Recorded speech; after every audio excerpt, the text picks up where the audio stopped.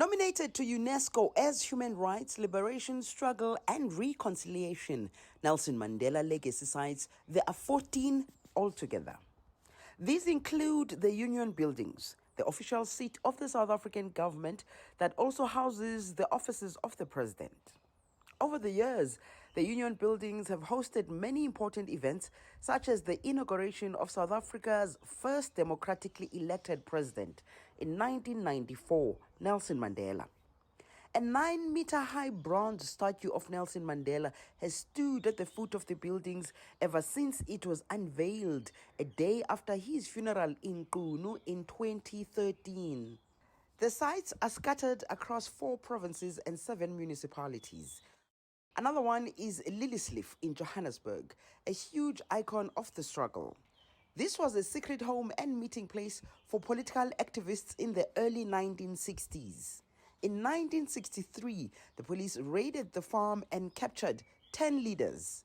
A year later, at the infamous Rivonia trial, they received life sentences for sabotage. Today, Liliesleaf is home to exhibitions that tell the story of the journey to democracy in South Africa. It's a top recognition for UNESCO to do that. But for us, it's for South Africa.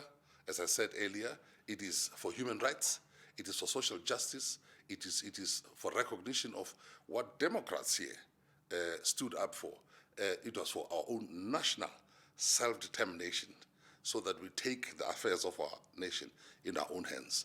It is significant, therefore, for the UN, UNESCO in this case, to give us recognition of what happened here.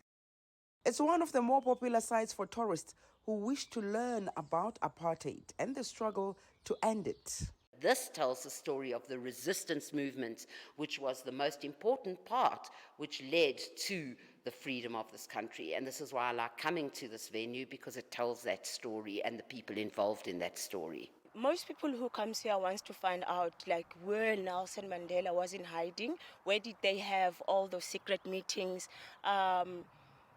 what kind of life was he living while he was here? Well, I'm American, and I'm very interested in the history of civil rights in the United States. And I think as a global movement of civil rights, this is so important. And it's been very interesting to hear the differences of the experience here and the experience of the United States. It's eye-opening. It's been terrific. Other South African sites that have been recognized as UNESCO World Heritage Sites include the Constitutional Hill, which houses the country's apex court, Sharpeville Heritage Precinct, and Walter Sisulu Square.